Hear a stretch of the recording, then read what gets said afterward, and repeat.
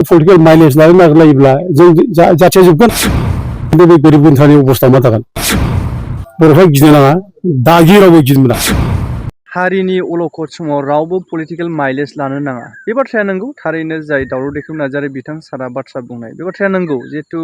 दिनै बिटिसिआव इलिगेल इनक्रस खालामनानै थाफैनाय जाय इनक्रजारफोर बेफोरखौ होखारहरनांगौ ना बिटिसिनिफ्राय इभिकसन खालामनांगौ बे बाथ्राया थारैनो सैथो नाथाय बेनि गेजेरावहाय मोनसे बाथ्राखौ गोबाङाबो सावरायदों नै बिब्दिखौ आं होनो थांगासिनो दङ दे बिनि गेजेराव सावरायबाय थानाया जाहैबाय बेनोखि थांनाय जितु इउपिपिएल सरकारनि समावहाय प्रमद बर' बिथांखौ जे हारिनि माबा मोनसे एसे खहा जानाय मावनो नागिरनाय बायदि थांनाय नुयोबाथाय सरकाराव थानानै प्रमद बर' बिथाङा मा खामानि मावदों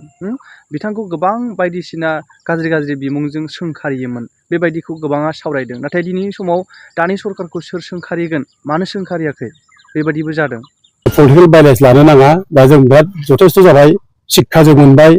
थांनाय माने 22 तारिखआव जायनाखि सिखोना जोहोलावखौ गावथारबाय बुथारबाय बेथ' कम्प्रमाइज जानाय बाथ्रा नङा गिलु बालु घटना बेबायदि घटनाथ' अनेक जागोन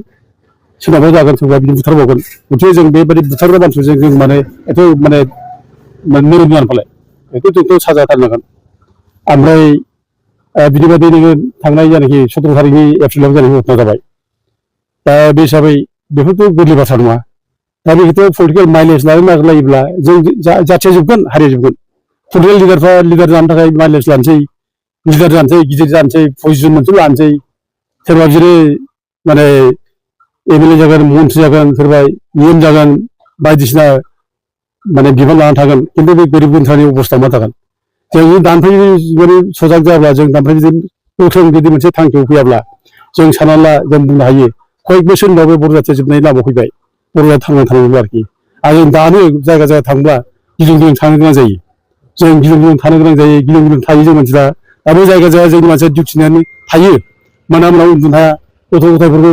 माने दस्रा सेफटि जायगायाव दोनहैनानै माने डिउटि नेयो दा बे रोखोम फरमेसिम फैनायनि उनाव जों जुदि दाबो पलिटिकेल माइलेज लानो नागिरदोंब्ला बे सिमां जागोन बिनि पलिटिकेल लाबा नागिरनाया रायजोफ्रा दा बेखौ सुखुनाय नङा रायजोफ्रा मोजां मोनाखै दा बयबो एकगद जादों दा बे घटनानि उनाव होखारनांगौ बे बयबो एकगद दं दा बे पलिटिकेल माइलेज लानायनि बाथ्रा नङा आरो लोगोसे आं बेखौनो बर'फोरखौ आं बुंनो लुबैदों बर'फोर आं खावलायदों बर'फ्रा गिनो नाङा दागि रावबो गिनो मोना आयेना जोंनो माने जथेस्थ पावार हरदों आयेना जों लोगोआव दङ आयेनखौ जों बाहायनांगौ जों आयेनखौ जों आखाइयाव लानो नाङा आयेनखौ आखाइयाव लानानै सोरखौबा सिगिसग' खालामनाय सोरखौबा माने सोरनिबा सायाव हामला खालामनाय बेखौ डन्ट डु द्याट जों बेखौ दा खालाम आयेना जोंनि फेभरावनो दं जों आयेनजों खामानि मावलांनि जों गिनो नाङा रायजोफोर दागि आं बेखौ रायजोफोर खावलायो हयथ' गोबां जायगायाव गोबां माने खबर मोननाय गियो आरो निरस्थ बर' जाथि जेबो गैया सोरखौबा गाग्लोबनायनि जोंहा थांखि गैया सोरखौबा नांनायनि जोंहा थांखि गैया दा बिसोर बर'फ्रा जोङो माने गिनो नाङा दुरबल जानो नाङा जों बयबो दङ अनेक खस्थ' जादों जालांबाय बेखौ लानानै जों गिनानै एबसेन्ट थानाय बाथ्रा गैया आरो बेजों लोगोसे जों सावथालफोरखौबो खावलायहरो सावथाल भाइफ्राबो बे जायगायाव जिहेतु दङ बे जायगायाव दंब्ला बिसोर मोजाङै थाथों अनलाइन थादों जों मिला मिसा जेरै गोदोनिफ्राय थादों एरैनो थाथों बे बर' सावथाल हिंसा जालायनायनि बाथ्रा गैया जोंहा दाया बे जाबाय एनक्ल'जार्स बेजोंसो जाय